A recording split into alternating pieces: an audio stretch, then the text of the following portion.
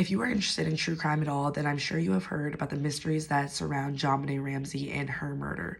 Now, most people will say that it was a ransom or that she was kidnapped, but I believe that it was her little 9-year-old brother Burke that actually killed her in her family home in Boulder, Colorado when she was only 6 years old, and then her family tried to cover it up.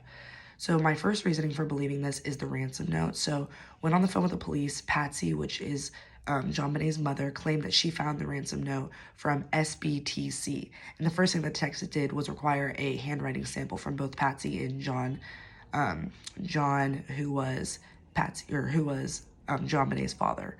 John gets a little confusing, but anyways, I digress. So they both submitted the handwriting sample, and they actually found that Patsy's handwriting was very similar to the ransom note, in addition to the fact that it was actually Patsy's exact notepad that was used to make the ransom note, and even the same pen. In addition to this, there's 4 pages missing from the middle of the notepad, and they were never found. So for obvious reasons, when writing ransom notes, people will often try to change their handwriting, and since the ransom note was pretty lengthy, this actually helped the handwriting analysis people a lot because it was able to show them some technical difficulties amongst the papers. So it seemed as though the handwriting was very forced and that they were trying to make it look different. They were adding curves to the T's, making the A's different ways every single time, which just went to show that it was someone just trying to force handwriting to make it look different so that it wouldn't be caught on something like a handwriting analysis. So this just gives investigators room to believe that the ransom note might have been written by Patsy Ramsey in an attempt to make it look like it was a kidnapping. Another problem with the investigation was the break-in, and it caused a lot of suspicion because when the police were first called to the scene and they arrived, there was a lot of mistakes made. So first of all, they initially only checked the downstairs and completely disregarded the basement or any other floors in the house. And the policeman eventually just told Mr. Ramsey and a family friend that was present at the time to kind of look around the house, look for anything. And this is when John Ramsey miraculously found JonBenet downstairs in a dark, hidden room, wrapped up to a chair and dead. So this was very suspicious, and after he found her, he actually picked her up and carried her upstairs, which would have completely demolished any evidence that they could have had or any DNA that they could have found on JonBenet's body that would have found a killer. So this was a huge mistake.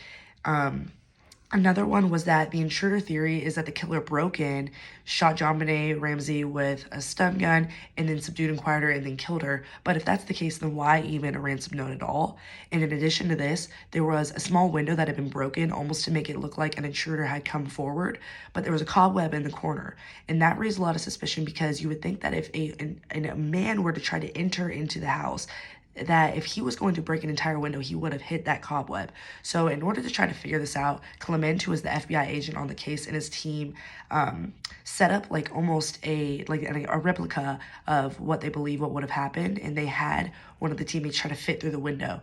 And there was in no way that they did it. They tried it several times that the cobweb didn't get broken. So there was a lot of confusion around this. And then also, they used the weapon that they thought was used on JonBenet on another person on the case, Sergeant Joy Wilson, and they had tried to shot him, and he claimed that when he was tased, he actually felt more energized after and not subdued at all. And in addition to this, the marks that the gun left were not the same marks that JonBenet had on her body, and they actually found that pins from a toy train track from the Ramsey's train room, which Burke often used, was later found to be a very possible cause of the injuries on her arm. So this all just goes back to show that Burke was a prime suspect. Now, finally, the history of Burke and JonBenet's relationship are a major red flag to me. So Burke had a past of being very hostile and struggling with anger issues, and a family friend of the Ramseys revealed during an interview that a year and a half before the murder, as I previously mentioned, Burke had hit JonBenet in the face with a golf club, and he had also spread feces all over JonBenet's room. So these occurrences were kind of evidence to back up the theory that that Burke Ramsey was a little bit scatological, and forensic evidence showed pieces of undigested pineapple in JonBenet's stomach, which John and Patsy had recalled not having for dinner before knowing that Burke had actually told the FBI already that he had had pineapple that night.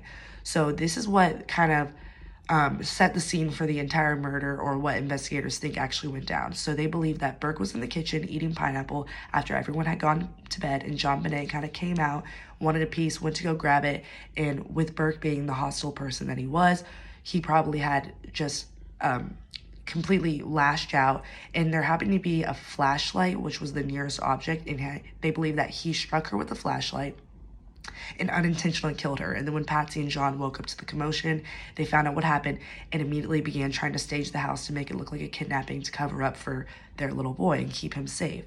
So Clement says, the FBI agent, that the Ramseys did not actually want law enforcement to solve this case. They did everything to alter what was going on. And Burke was interviewed not long after the murder and displayed some very questionable behaviors. He was acting completely unbothered and even playful during the entire interview.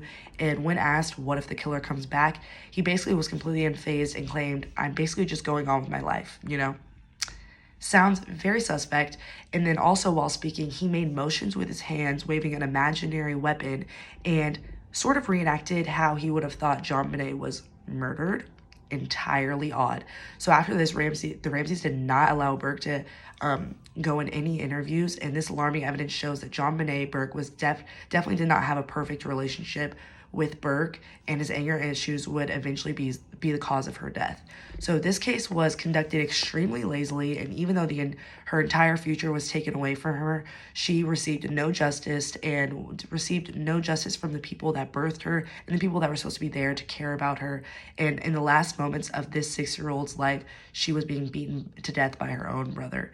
And so John Benet deserves justice, and if the mystery enthusiasts give up, that is something that she will never receive. So we just have to keep fighting and keep looking for more evidence. And recently this case was supposed to be undercovered again, and we were supposed to find an answer, and still none of the Ramseys will come forward with anything, and they will not talk to anyone. They will not take any interviews, which is just further evidence that they have been very suspicious in their behaviors. And that's why I believe that Burke Ramsey murdered John Benet Ramsey, and the Patsy Ramsey and John Ramsey tried to cover it up for him.